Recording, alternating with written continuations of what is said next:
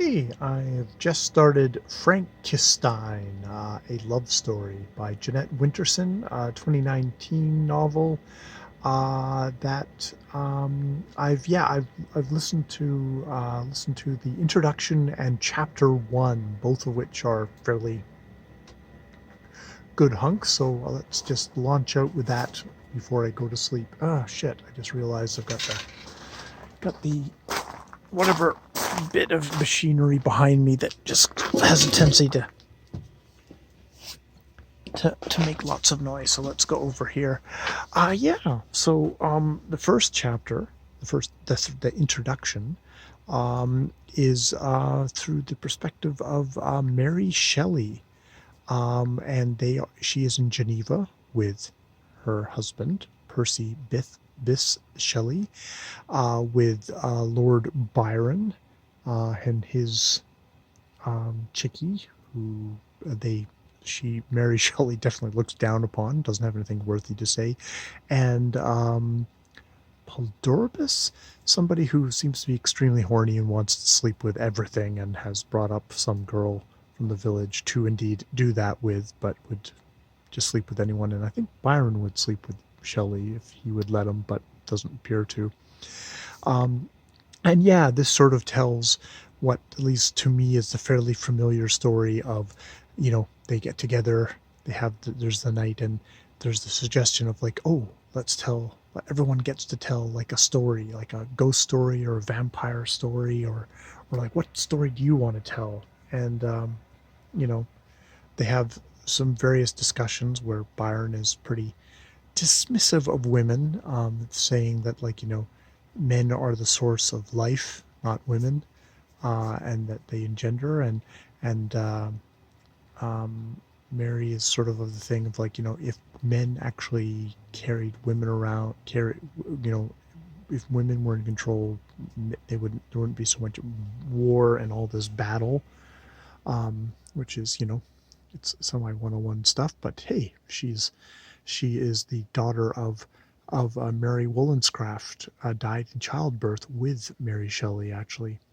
Mary Wollstonecraft at that point, or Mary Godwin, I guess Mary Godwin, because of raised by a father who poured in to her all the intellect he could, since he wasn't really good at the feeling stuff. That's what he felt like her mother would have done, but he was not capable of.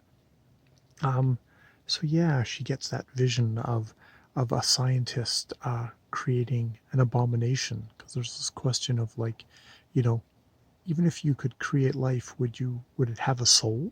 Would it have that thing to it? And so she's gets that vision of standing over this creation, which as soon as he creates it, the doctor creates it, he realizes what horrible thing he's done, and it comes to life. And oh, does it have a soul or not? hmm Um, and then we skip to the present, where R.Y. Shelley, is arriving at a conference in the United States. I can't remember where, where,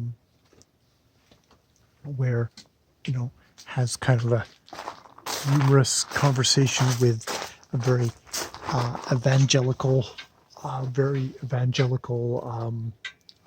greeter woman, who thinks that making artificial intelligence is like, it's a graven image.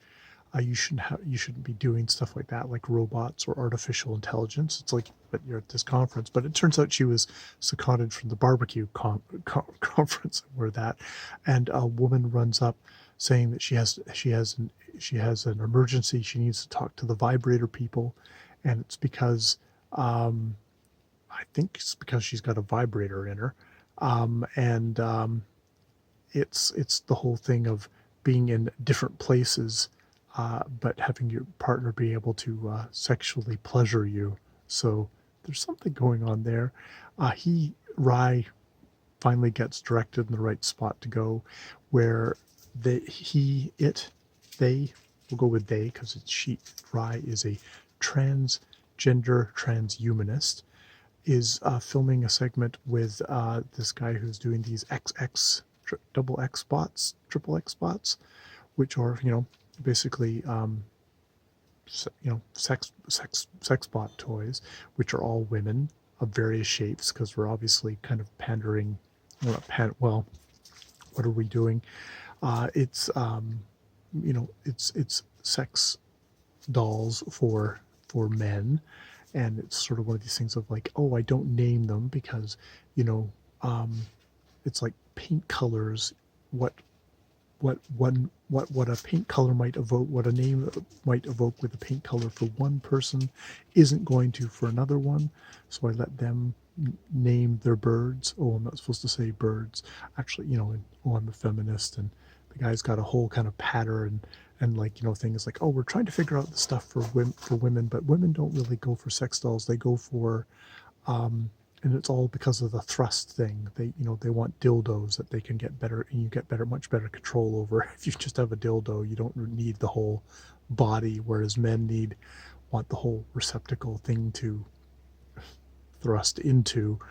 And he's got a whole patter about it, and it's like it's interesting, kind of jumping from the two sections, because the one section is very much, and they have two different narrators for, which is good, of a very kind of it's the British, and it is slightly, it is maybe kind of a Victorian, even though this isn't Victorian time, but depiction of stuff like that. And then we have the kind of the sex toy convention, and the fast talking patter of the guy, and even the other guy, even Rye himself, is very much kind of like kind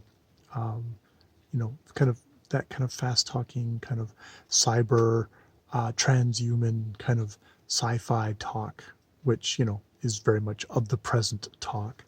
Elon Musk is at the conference, so it's a interesting contrast between the two sections. I can totally see Jeanette Winterson going, where we're gonna talk about this. I'm going to one book club or one kind of book show where, like, oh, it's a little bit more of an older audience. I'll read the section from Mary Shelley.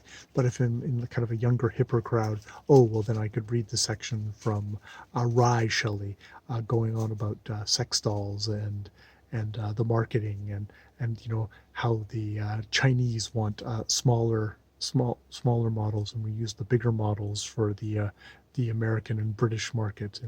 And I'm thinking about this kind of Laura Croft kind of dominatrix model, which I don't think the Asian people things will go for, but I do think it'll go really good for the Brits, which is like, it's a interesting study in the two things, and just the whole idea of, here's a woman at the beginning of like trying to actually kind of, women are actually people, versus this section where we're like back at women as objects, like women are such